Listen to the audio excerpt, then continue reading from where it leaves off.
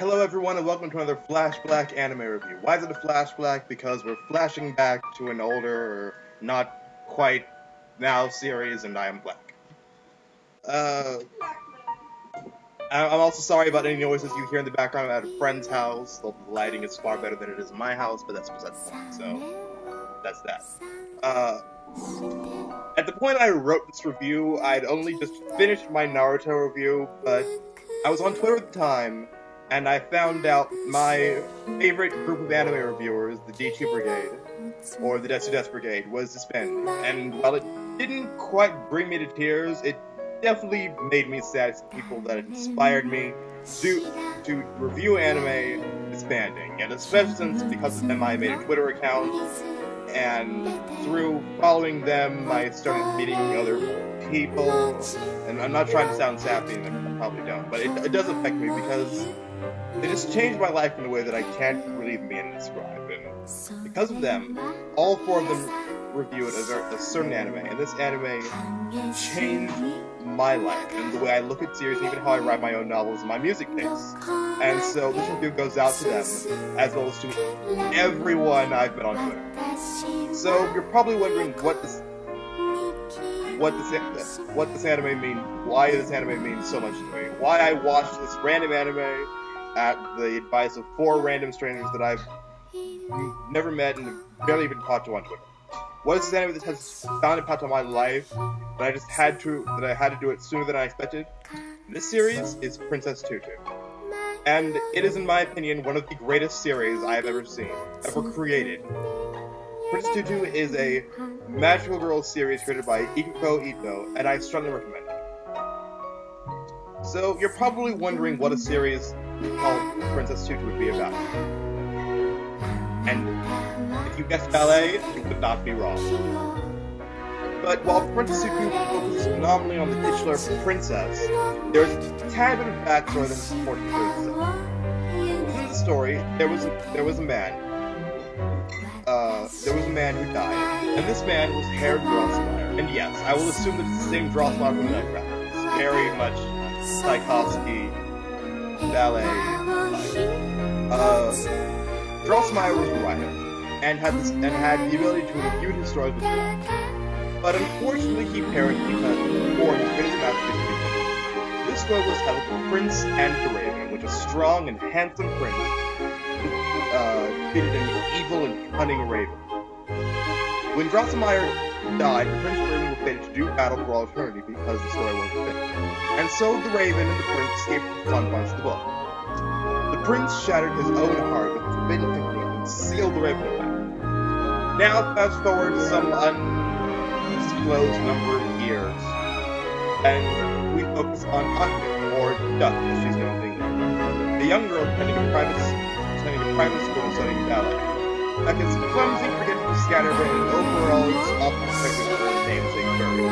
And this shows in her talks about it. Duck has a crush on upper class and the emotionally dead but handsome and extremely talented Muto, who is the female top student in her daughter room. Eventually it's revealed that Muto is really the prince from Drosselmeyer's story, and that Duck has the power to transform Princess Tutu, another character from the story, while the ability to recover the lost shards of Tutu's heart, which also restores his memories. 4 things complicate Tutu's Muto. The first would be Muto's best friend, which won't get to regain his heart, and comes off as something of an abusive gay lover. Second would be Princess Craigie, the daughter of the Raven, who seeks to make Muto her own prince. It is secretly ruined disguise, so it's not whatever. Third is the fact that Duck/Tutu cannot confess her love to Muto, because if she does, she will vanish into a speck of light and vanish. And the fourth and final thing that complicates this about is that Duck is really just a duck, who, through the power of Drosselmeyer, can become a girl in Princess Tutu thanks to the pendant she wears. As the series goes on, the series find themselves fighting their predestined fate in their own free will. Will this story end in tragedy, or will Drosselmeyer sail out its first happily ever after? Okay, so I've noticed that when I give my descriptions, I have a habit of making them wordy and lengthy. I don't really think that's too much of a problem at the moment, because I'm just starting out and everything. I'm still kind of trying to find my style of reviewing, really kind of testing the waters and see how much I like doing this in particular. But I really want to give you guys as much information and background on the series as I can without spoiling too much. So now I will take this time to say a few things about Princess Tutu. Princess Tutu is an incredibly early series.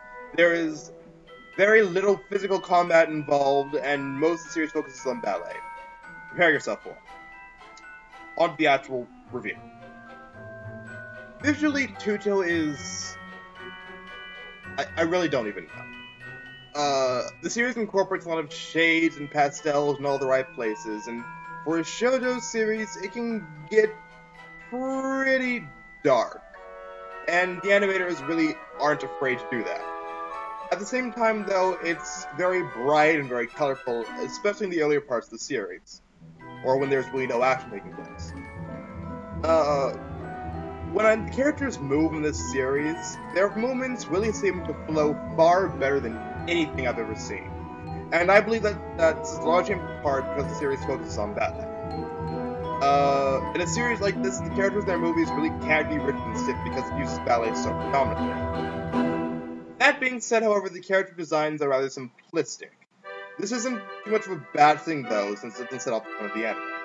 As a shoujo series, all the characters have those really petite and thin bodies with very large and expressive eyes, and this is something that worked well for the series. I've noticed that looking into the eyes of the characters like Duck. Duck is one of those characters whose eyes just tell every single thing that she is thinking or saying before she even opens her mouth or goes to her thoughts. Another thing, though, about Tutu is music. Before I get into the background music, I should probably take my time to say my opinions on the opening and endings of the series. The openings and endings are somewhat deal breakers for me when it comes to watching anime, and I usually judge the series first on whatever it is I've heard about the series, whatever I've read about it, and then on the openings and endings of the series. And so usually, if I really like the opening song, I assume if I like the opening song, I should be able to sit through however long the anime series is. And this is kind of something that really gets me more geared toward long-running series, because they tend to change their openings every so often, and even if I don't care for a particular song, I know it'll change eventually. Series like Tutu that only have roughly about 30 episodes don't really have the luxury of changing their openings. But every so often they'll revise an opening, or use the second half of the opening song, as Gurren Lagann did. Excuse me. The opening for Princess Tutu, Morning Grace, is done in the style of classical music theme, with fitting vocals behind it, and even a little bit of Waltz the Flowers by Tchaikovsky inserted into it. And this song has become one of my favorite songs, period. I'm usually not one much for slower, classical pieces, but this one was an exception. The ending, on the other hand, while usually fitting, had a bad pace of being a touch bit too happy, especially after a depressing episode. And I kind of highly encourage skipping the ending, but listen to the opening. As for the background music itself, Tutu's soundtrack is something I've never before seen an anime do, and that is to insert well-known classical pieces into the series. Lots of Tchaikovsky went into the series. And I do mean lots. Sleeping Beauty, The Nutcracker, and Swan Lake, that's to name a few, and I'm pretty sure there are others, but I don't quote them. This will be a plus to any and all of those who have an ear for classical music, and even if you don't, you might develop one, as I did after watching it. This is also something that flows well with the theme of the series, with the element of ballet in the series, because you can't really do ballet to J-pop. It's not really something I can see going well. And I think that might just be the longest I have written on just the art and music itself. And so now I'm going to get into my long list of what I like about the series and what I think worked well in the series, and then move on to the negatives. Personally, I'm a pretty big fan of the Matrimonial series. It's mainly just for watching those minute-long transformation series. I think a lot of work really goes into those, and I think that if they are repetitive every episode, I think very much worth watching because it shows the animators really kind of wanted to show you this, and really, I know they were just padding for time, but what a way to pad for time. Well, speaking of transformations, the one in Tutu itself is nowhere near as long. I believe it's about roughly 15 to 20 seconds long, and that's definitely a plus. But despite Tutu being placed in the category of the Magic Girl series, I believe it's more of a supernatural drama with Magic Girl elements, namely transformation sequences like shards and the clumsy yet clutchy protagonists. And then the beautiful Bishojo persona designs. So now, what works for this series? First of all, the art works wonders for this series, and really, sets the tone, along with the music. Another thing that works for the series is talking animals. Yes, you heard me right. There are talking animals in this series. And they exist there for a very good reason, which is my next positive about the series. Princess Tutu itself is a fairy tale. All of us, or at least the majority of us, have grown up with Disney and The Mouse in the Sky sugarcoating some once tragic tales, but Tutu is an animated adaptation of a ballet, and a fairy tale in its own right. This is where the talking animals come into play. The setting Gold Crown Town is a place where reality and fantasy intertwine, and while many of the characters aren't the least bit surprised to see human-sized animals dancing ballet or walk around like no one's business, Duck most certainly is, even if she does remind herself that it's already strange the fact that she's a duck in human form, but that these are actual animals walking around and talking like humans. And then even the rest of us are pretty surprised to see cats and anteaters and chihuahuas at the ballet school. Along with being a fairy tale, Tutu does something else quite interesting and innovative, and that's the inclusion and referencing of other famous fairy tales and ballets throughout the series, putting some dark and unexpected twists on their meanings. Personally, I thought that Fate of Tutu, She Confessed Her Love to Muto, was a very distinct but somewhat subtle callback to the original Little Mermaid by Hans Christian Andersen. In the actual story, Little Mermaid does become human, and there's really no set time limit on how long she stays human, but she does have to marry the prince. Now, she has to get him to fall in love with her and to get her to marry him. This isn't really much of a love thing, it's more of, I'm going to get into more of a soul kind of thing. And so, unfortunately, the prince is already marrying another girl, and she's told that if she cannot get the prince to marry him, she will turn to sea foam. She will die and turn to sea foam on the morning after the wedding. So after being given the option of being able to turn back into a mermaid and go back under the water and live out the rest of her life, if she kills the prince, the Little Mermaid chooses not to kill the prince, and so she throws herself off the ship, turns to sea foam, and rises into heaven and dies. And that's what I thought Duck's or Tutu's fate was kind of referenced to.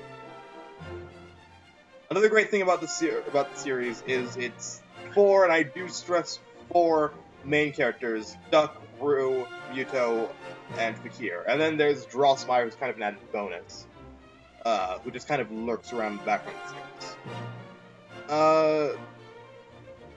Most 26-episode series tend to develop their characters in the later part of the series, or they take bits and pieces of what they like about their development from the manga thus far, and then incorporate bits and pieces of that into the anime. Tutu, on the other hand, develops characters and reveals more about them every single time they're on screen. It doesn't take too long for the development to really hit the characters, but it does happen. It happens in a great and a wonderful way. Personally, the one character that didn't really get too much development, I thought, was Drossmeyer. And frankly, I didn't really think that he needed any development at all, since he was kind of the one who kind of gave us the series in the first place. On that note, I think I'll talk about the characters here now. Duck is probably one of my favorite characters Actually, I think Duck is my favorite character in the series itself. She's one of those characters that really has a great sense of charm about her despite her many shortcomings, and I think these flaws kind of add to her charm. One of my favorite things about her is how really selfless and heroic Duck is, and that Duck really only wants to help Muto. Duck is a fifth business in this series, and while the series focuses on her, she is neither the hero nor the villain of the series, but she is nonetheless a central plot. Duck is a very large expansion of the Princess Tutu character from The Princess of the Raven. In the story, Tutu is given about a sentence worth before she vanishes from the spectrum of life. In the series, though, she becomes a very principled character and is directly opposed by the villain, Craigie, and then later on slightly opposed by the Raven. Duck is very well aware of her fate if she can return to Muto.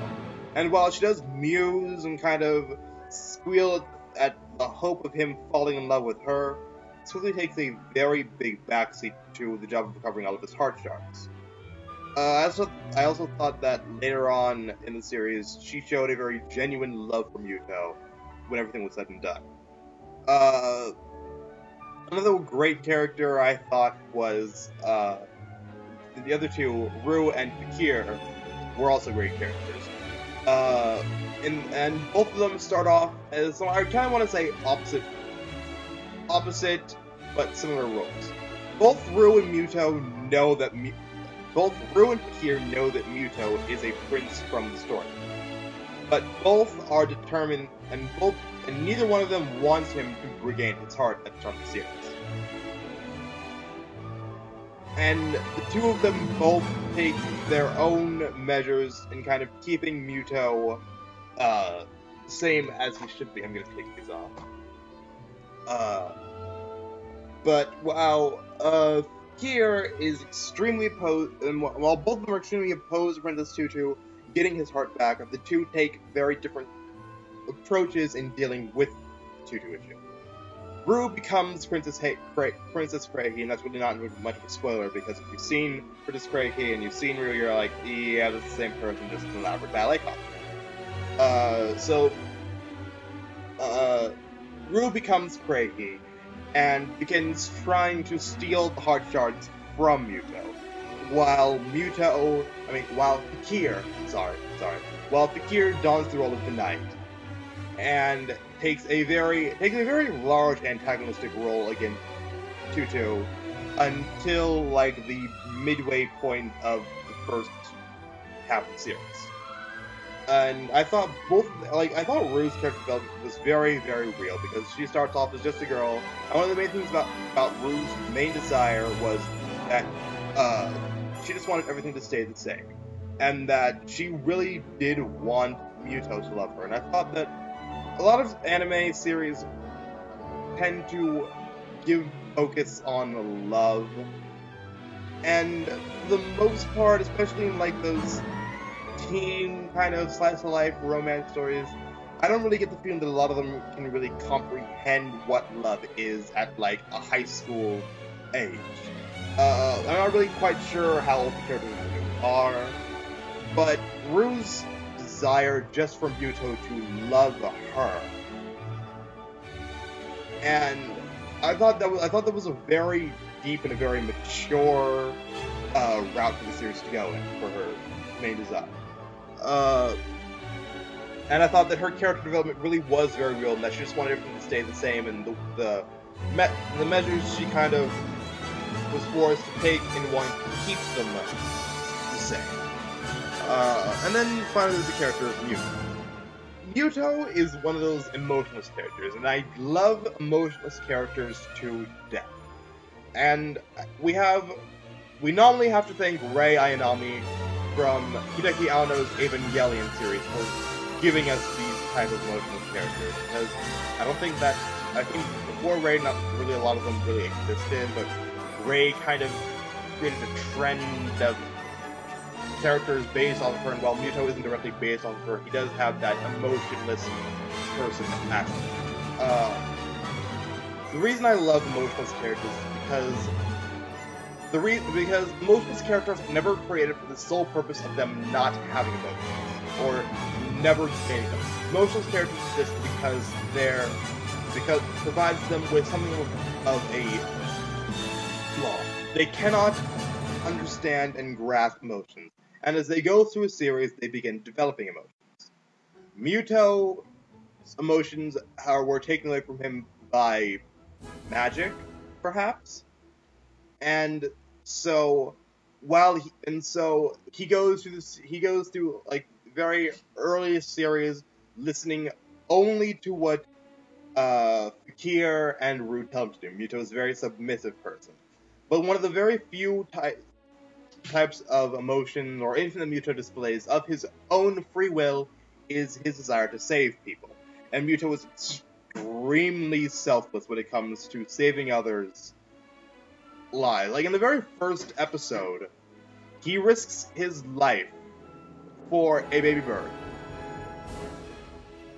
Just for a little baby bird.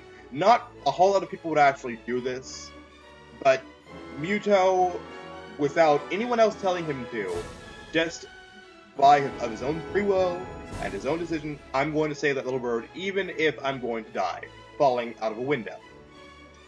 And then Duck saves him with that.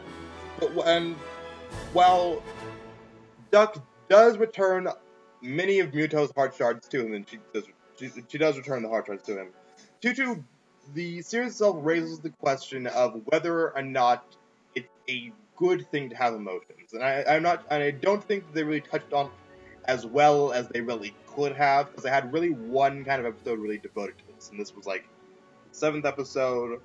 I'm pretty sure it was like the one right after the Sleeping Beauty episode.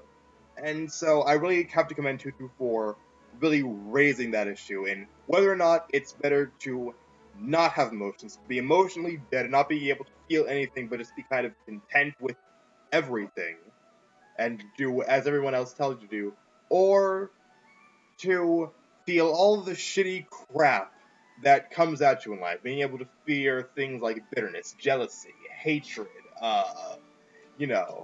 fear, things like that, but still be able to feel joy, happiness, and love, and affection, and all that other good stuff that we humans love feeling.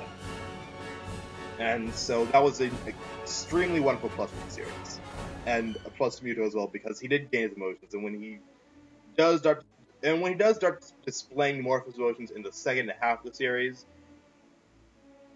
he takes an extremely drastic turn from how you would assume Muto would act once he had all of his emotions. But so that's that. And that's my take on the characters themselves. Another positive thing I thought about Tutu was the ballet.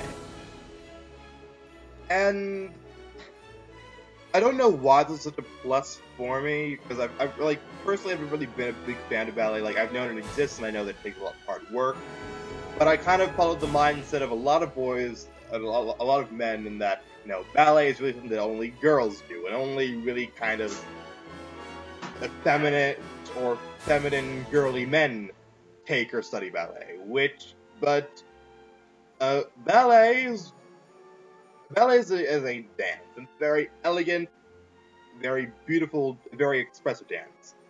But ballet is also extremely painful. And so I really can't take that stance and only girly men practice ballet, because if you can dance on point and go through all that training to mutilate your feet but still give an expert performance, you are a real man in my book. Seriously. You are a real man in my book. Seriously. If you're willing to go through all of that dancing, all that shit, sure. Breaking your feet to dance, it's like, ouch. You're going through all this for however long your feet can go up with it, and good job to you. Good job to all those practice ballet. I'm probably slender enough to do it, but I very much lack the coordination being able to do it. So, you barely put up a door attacking you. Oh, you know what? Shut up. I've gotten a lot better at that. So, that's that. But I think because Princess Tutu was based off of a ballet, and because it takes place at a ballet school, just one. I really can't see the series focusing on. I can't see a series titled Princess Tutu focusing on anything else other than ballet. You know, it doesn't really make sense. You know, Princess Tutu focusing on chess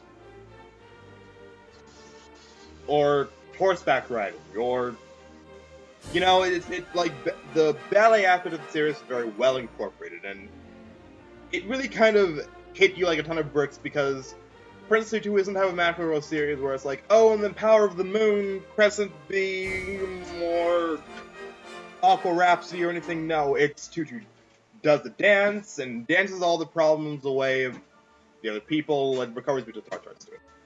Because she's just that much of a badass dancer. And I really have to hand it to Tutu and whoever did that amazing AMV of it for making ballet so incredibly badass. And also, ballet was very much used in a way that I'm really surprised Run One Half didn't go, because Run One Half martial art made a martial art of everything, and I'm thinking, watching Tutu because they use swordplay with their ballet at times. I'm very much surprised that Run One Half didn't bother making martial arts ballet, because looking at it, it seems like it'd be perfect. But that's just kind of my tangent on that. And I think because ballet was such an amazing plus to me, I'm probably going to start watching a bit of it, a lot more of it on YouTube. Another great plus for me was the Swan Lake story. Before watching Princess Tutu, the closest thing I'd ever come to Swan Lake was the Swan Princess, which was which is like a 90s Disney ripoff movie, which frankly, in my opinion, deserves far more credit than what it actually gets. Because it's a very, very nice. It's like the animation. It's no Disney movie. I'll tell you that. It's no Disney animated classic movie, but it is a timeless classic movie in and of itself. The animation is it's not amazing. It's not blowing shit out of the water, but it is very good when it uses its animation well. And the sequels to that, those like really the closest thing I'd ever gotten to Swan Lake, and I didn't even know that it was very loosely based on Swan Lake to begin with. And personally, I thought that in the Swan Princess, it did not really, well, what Swan Princess did,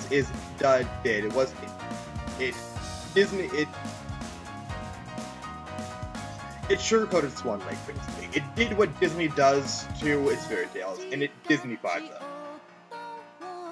And it made it very kid-friendly and child-appropriate. And given that the actual Swan Lake ballet ends with the death of both main characters, you really can't do a Disney-esque movie like that. It's very hard. I dare say that it's nigh impossible to do, and still keep your children happy to watch it. But so changing that element of it, I thought they made a good change to it, but Swan Lake elements of it were, I think, a bit much for a child to really wrap their minds around. But it still made a great animated fairy tale. Tutu, however, the Swan Lake elements are present from the start and continue to run all the way into the end of the series. Tutu and Craigie's outfits are heavily based, if not outright ripped off from the outfits of Odette and Odile from the ballet. And much of the music used is from the ballet itself. Is there anything else? What else is there? Really anything else I want to mention on the positives of the series? What I really like about this? My opinions on it.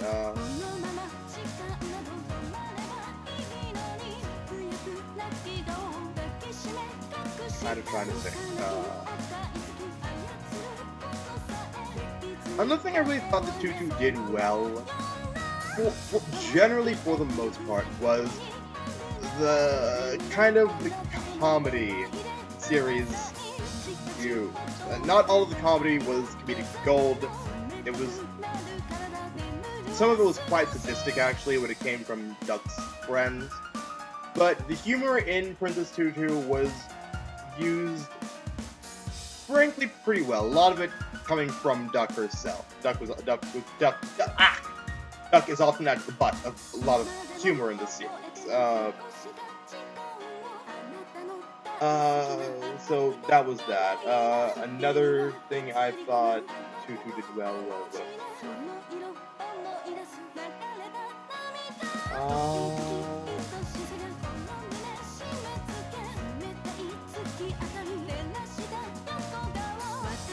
I'm really trying to, like, really heavily stress my opinions on the series I review. Like, I don't really want to just sit here and be like, okay, here's the series, here's what it's about, here's what I like about it, here's what worked, here's what didn't work, and here's what I think about it. No, I want to give you guys my actual thoughts on the series. And what I, like, one of the best ways I could think to do that would be for me to sit down and watch review episode by episode, but I don't have the kind of time or the resources to do that. So that's that. But doing it this way, I can kind of just look at the series overall and give you all my thoughts and opinions on it, but it's still, like, I'm really kind of grasping at straws, because Tutu did a lot of shit well. And it is an amazingly well done series, given its length and everything. But I'm kind of struggling. Hi, Mr. Khan, how are you? Good, how are you? I'm really kind of struggling to think of anything else I really liked about the series, because I liked a lot about the series. There really wasn't anything that in particular really turned me off. Well, I'll get to my negatives now then. But so, the negative aspect of the series, there is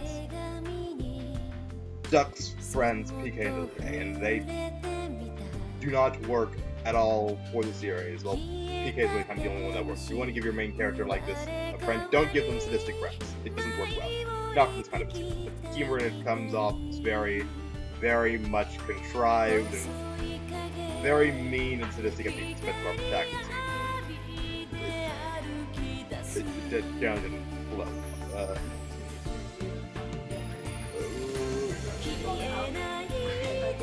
PK was really okay, but I was ready to strangle Lilia by, like, second episode, and I'm glad that they really weren't a big factor. Another aspect about the series that I can really see getting on the nerves of people is the repetitive nature of the first half of the series. And basically what happens for the first 13 episodes, Duck finds a shard of Muto's heart. She transforms the Princess Tutu, she dances with problems away, returns the heart shards to Muto, lather, rinse, and repeat for the next couple of episodes. And while this way of going about the series is kind of another positive, because it really sets up introducing the characters themselves and their personalities, so they don't have to get into the second half. It does get kind of grating to watch. Okay, this heart shard. Okay, she's gonna dance it away. Turn to the prince. Just keep going on. And the second half of the series, I'm really kind of glad that they didn't really continue going that route, because I think Duck only found really like one heart shard in the entire, or really did the whole like kind of heart shard thing like once in the second half of the series, and then there was like kind of the finale of the series where that. So that kind of one negative aspect I can see that some people would kind of be turned off with. The ending song I found a bit needless and kind of unfitting with some of those episodes of the series. That's 3. Okay, I really have to put this one up. Mr. Cat. Mr. Cat is Duck's ballet teacher, and he has this joke, in that every episode, he always threatens Duck, or any of the girls, if they're misbehaving in his class, with, if you do not do this, I will have you marry me. And I found it kind of funny, because he doesn't really exactly state the same joke every episode, but he kind of uses the majority of the series, and he kind of reiterates it at different points of the series, and in the most random parts of the series. And it does well to be humorous. Like, it's not something that's not. Oh, thanks. It's not something that's like just like not funny, period. But it does get kind of disturbing a little bit later on in the series. But hey, she's a duck, so it's not so much bestiality as it is different species. And then again, it's a fairy tale too. So really, what are you going to do? You know, the cat wants to mate, so. But yeah, I guess that could be another negative aspect of the series.